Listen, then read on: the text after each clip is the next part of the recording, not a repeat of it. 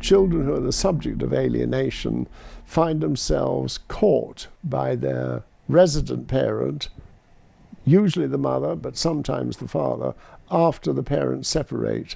And too little attention is given to the moment of separation, because at the moment of the separation, there's a big decision made by both the mother and the father.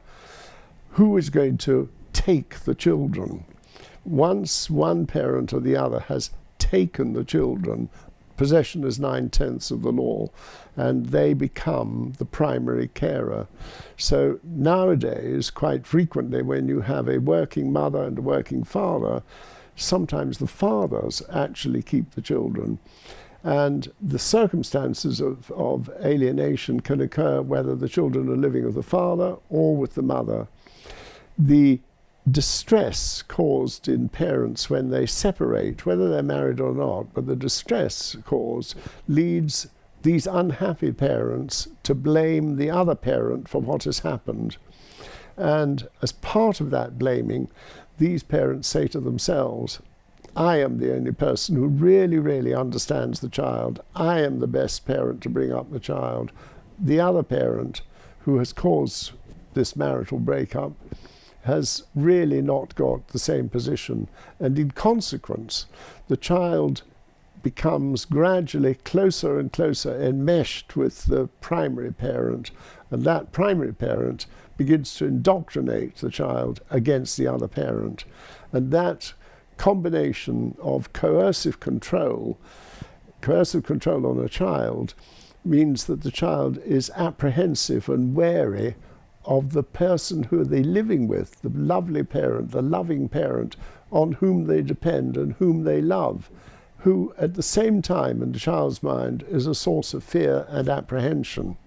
The fear and apprehension is that if they don't say the right thing to that resident parent, then that only parent that they've got left will be annoyed, upset, or disappointed in them.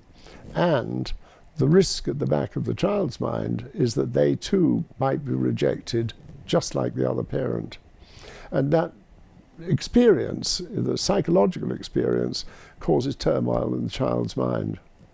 The present system we have is that if the resident parent says, look, the children are fine with me, they don't need to see the other parent, they can see them occasionally if they wish to, but it really is inconvenient in my family, there's nothing to stop them being the sole parent and cutting the other parent and the other parent's family out of the child's life. And that is extremely detrimental to the child, because the resident parent doesn't accept fully or recognize fully that for the child, each parent is of equal significance and importance to the mind of the child, and that the child suffers grievously from the feeling of loss of a parent. All that the upset resident parent feels is, I have been pushed into this business of being the sole parent, the sole keeper. I did or didn't want a divorce, but he or she was impossible anyway, and now I'm just on my own and I'm doing the best I can. I don't really want life interfered by that other person. But the child doesn't feel that. What the child feels is desperately sad, A, that the parents have separated at all, and B, that having separated, they're losing a proper, meaningful relationship with their other parent, with their other parents' parents, with their cousins, with their aunts and uncles, and the whole half of their family.